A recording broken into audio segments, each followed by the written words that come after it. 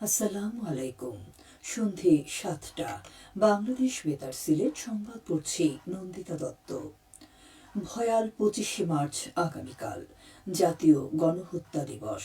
মানব সভ্যতার ইতিহাসে একটি কলঙ্কিত হত্যাযজ্ঞের দিন। ৭১-এর অগ্নিঝরা ২৫শে মার্চে বাঙালির জীবনে নেমে আসে বিভীষিকাময় এক কালো রাত। এই রাতে বর্বর পাকিস্তানি বাহিনী অপারেশন সার্চলাইট নামে স্বাধীনতাকামী বাঙালির ওপর হিংস্র দানবের মতো ঝাঁপিয়ে পড়েছিল। আর এদিন বাঙালি জাতি তথা বিশ্ববাসী প্রত্যক্ষ করেছিল ইতিহাসের এক নৃশংস বর্বরতা। পৃথিবীর ইতিহাসে বর্বর গণহত্যার নজির স্থাপন করে হানাদার পাকিস্তানি সেনাবাহিনী স্বাধীনতার প্রত্যয়ে দেশ জুড়ে শুরু হয় প্রতিরোধ যুদ্ধ।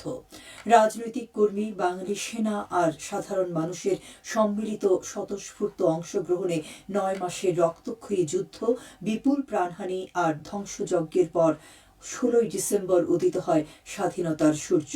যথাযোগ্য মর্যাদায় দিবসটি পালনের লক্ষ্যে জাতীয় পর্যায়ে বিভিন্ন কর্মসূচি গ্রহণ করা হয়েছে। সারা দেশের স্কুল, কলেজ, মাদ্রাসা ও কারিগরি সহ সকল শিক্ষা প্রতিষ্ঠানে বিশিষ্ট ব্যক্তি এবং বীর মুক্তিযোদ্ধাদের সমন্বয়ে ২৫শে মার্চ গণহত্যার স্মৃতিচারণ ও আলোচনা সভা অনুষ্ঠিত হবে। দেশের সব সিটি কর্পোরেশনে গণহত্যার উপর দুর্লভ আলোকচিত্র ও প্রামাণ্যচিত্র প্রদর্শনীর আয়োজন করা হবে। এছাড়া ১৯৭১ সালের ২৫শে মার্চ রাতে নিহতদের স্মরণে সকল মসজিদে বিশেষ মোনাজাত এবং অন্যান্য উপাসনালয়ে প্রার্থনার আয়োজন করা হবে। ২৫শে মার্চ গণহত্যা দিবস পালনের লক্ষ্যে সারা দেশে রাত ১০টা ৩০ মিনিট থেকে ১০টা ৩১ মিনিট ১ মিনিটের প্রতীকী ব্ল্যাক আউট পালন করা হবে। তবে কেপিআই ও জরুরি স্থাপনাগুলো এই কর্মসূচির বাইরে থাকবে। এছাড়াও গুরুত্বপূর্ণ সরকারি, আধা সরকারি, স্বায়ত্তশাসিত এবং বেসরকারি ভবন ও স্থাপনাসমূহে কোনো অবস্থাতেই ২৫শে মার্চ রাতে আলোকসজ্জা করা যাবে না। পবিত্র ঈদ উল ফিতরের টানা ৭ দিনের ছুটি শেষে আজ খুলেছে সরকারি অফিস, ব্যাংক ও বীমা প্রতিষ্ঠান। এখন থেকে আগের নিয়মেই চলবে অফিস, আদালত। এরই মধ্যে ঈদ শেষে গ্রামের বাড়ি থেকে কর্মজীবী মানুষ শহরে ফিরেছেন। তবে নগরীর স্বাভাবিক কর্মব্যস্ততা এখনো পুরোপুরি ফিরেনি। দোকানপাট, ব্যবসা প্রতিষ্ঠান খোলা থাকলেও মানুষের সমাগম ছিল কম। রাস্তায় যানবাহন চলাচলও তুলনামূলকভাবে কম ছিল। এদিকে পবিত্র ঈদ উল ফিতরের চতুর্থ দিনেও সিলেটের পর্যটন কেন্দ্রগুলোতে ছিল মানুষের ভিড়। অনেকেই পরিবার পরিজন নিয়ে প্রকৃতিকন্যা সিলেটে ছুটে এসেছেন। ঈদের চতুর্থ দিনেও পর্যটকদের পদচারণায় মুখরিত মৌলভীবাজার জেলার বিভিন্ন উপজেলার পর্যটন স্পটগুলো। জেলার প্রায় ১৩১টি পর্যটন কেন্দ্রে উপচে পড়া পর্যটকদের ভিড় পরিলক্ষিত হচ্ছে। পবিত্র ঈদ উল ফিতরের ছুটিতে প্রাকৃতিক সৌন্দর্যে ভরপুর হাওর ও পাহাড় ঘেঁষা জেলা সুনামগঞ্জের বিভিন্ন পর্যটন স্পটগুলো ছিল মুখরিত। ঈদের দিন থেকে শুরু করে টানা কয়েকদিনের ছুটিতে দেশের বিভিন্ন প্রান্ত থেকে হাজারো পর্যটক পরিবার পরিজন ও বন্ধু বান্ধব নিয়ে ছুটে আসেন জেলার পর্যটন কেন্দ্রগুলোতে।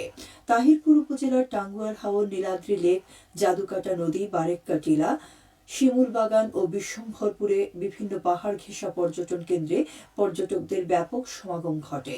প্রাকৃতিক সম্পদে ভরপুর টাঙ্গুয়ার হাওর সহ জেলার বিভিন্ন দর্শনীয় স্থান হাজারো পর্যটককে আকৃষ্ট করেছে।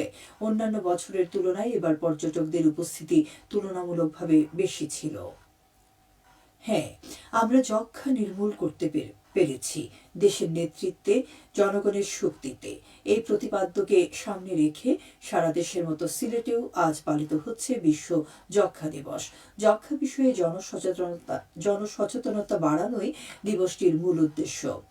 ১৯৮২ সাল থেকে প্রতি বছর যক্ষ্মা রোগের ক্ষতিকর দিক, বিশেষ করে স্বাস্থ্য, সামাজিক ও অর্থনৈতিক পরিণতি সম্পর্কে সচেতনতা বৃদ্ধি এবং এই রোগটি নির্মূলে দিবসটি পালন করা হচ্ছে। উল্লেখ করা যেতে পারে ১৮৮২ সালের ২৪শে মার্চ ডাক্তার রবার্ট কখ যক্ষ্মা রোগের জীবাণু মাইক্রোব্যাকটেরিয়াম টিউবারকিউলোসিস আবিষ্কার করেন। জীবাণু আবিষ্কারের ১০০ বছর পর 1982 সাল থেকে দিনটিকে স্মরণীয় করা ও যক্ষ্মা রোগের চিকিৎসা সম্পর্কে গণসচেতনতা বৃদ্ধির লক্ষ্যে দিবসটি পালিত হচ্ছে। বিশ্বজুড়ে প্রতিনিয়তই বেড়ে চলেছে যক্ষ্মার প্রকোপ। আক্রান্ত হচ্ছে লাখো মানুষ। সময়মতো চিকিৎসা না করার ফলে প্রাণ হারাচ্ছেন অনেকে। অথচ শুরুতেই এই রোগ ধরা পড়লে এবং নিয়ম মেনে চিকিৎসা নিলে 95% ক্ষেত্রে এ রোগ ভালো হয়। মানুষের মধ্যে যক্ষ্মা নিয়ে সচেতনতা তৈরি করতে প্রতি বছর আজকের এই দিনে বিশ্বব্যাপী দিবসটি পালিত হয়। যক্ষ্মা বাংলাদেশের জন্য একটি অন্যতম মারাত্মক জনস্বাস্থ্য সমস্যা।